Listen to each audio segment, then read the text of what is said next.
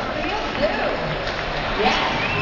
You know, the 1960s Brookfield Zoo director, he had a dream. He wanted to connect Midwesterners with these incredible animals, and luckily, the dream was realized because in 1960, Brookfield Zoo became our nation's first inland dolphinarium.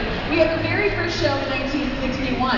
But let's meet the rock stars of this show. Would you guys like to meet the rock stars of this show? All right, let's say hi to our oldest male dolphin. He's working front and center with Nicole. Give it up for Chinook. There he is.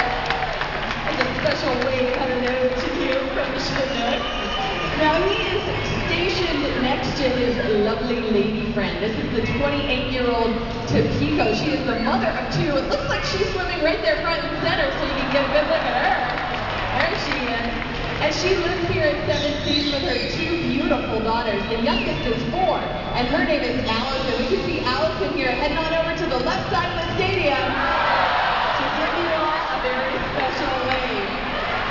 Now let's meet Allison's big sister, that's 6-year-old Noelani. We're going to say hi to Noelani on the far right-hand side of the stadium.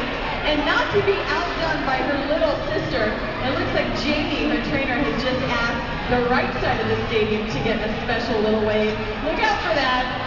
There it is. And we do have a newcomer to 7 Seas, right there on the right-hand side. Her name is Spree. She's working with Aaron. Give it up for Spree. Now, two very special dolphins that are joining us today came to us recently from Bermuda. The oldest is 6-year-old Tatum. We're going to see Tatum working with Mark. Let's see if we can get a good look at him. There he is. They're having fun splashing. And then the very youngest dolphin is right there on the left-hand side. 3-year-old female named Nia, working with me. Give it up for Nia!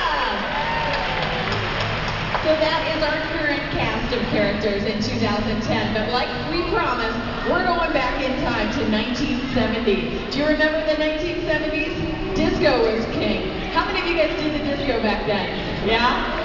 And of course, I hope that first, before you got on the dance floor, you watched other dancers, right? Well, you see, that's how dolphins learn how to do things. First, they watch other dolphins, and then they copy that. This is what scientists call mimicry, but it's way more fun to demonstrate. So why don't you raise your hand if you'd like to help me?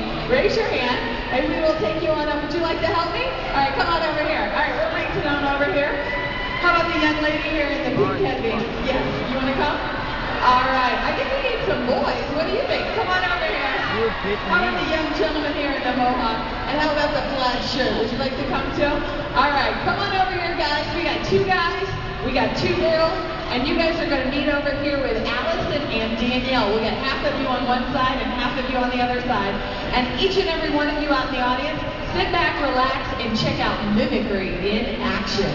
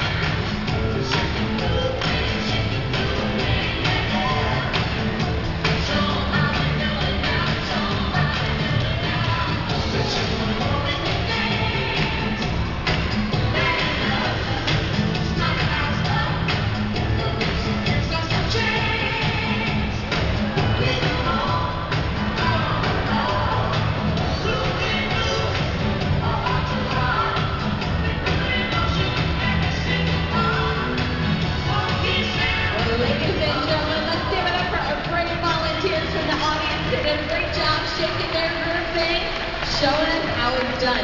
Now the 1970s were interesting for us because that was the decade that the world's longest running wild dolphin research program started. And of course, wild researchers discovered that very often these dolphins were mistaken for a large gray fish. Do you know what fish I'm talking about, ladies and gentlemen?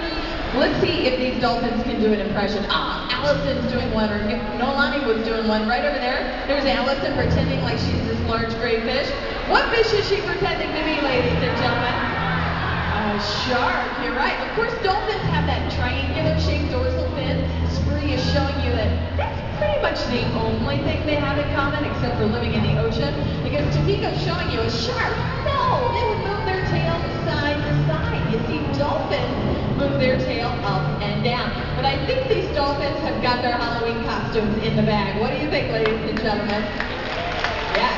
Now we're moving into the 80s. This was the decade President Reagan said, tear down that wall. So we did. And we built a new stadium for our Dolphins, which has 37,000 more square feet than our old 7 seats. The pool holds 800,000 gallons more water. And all this extra space means the Dolphins can do what they do best. If you were with us back then in the 80s, I think you might remember this song.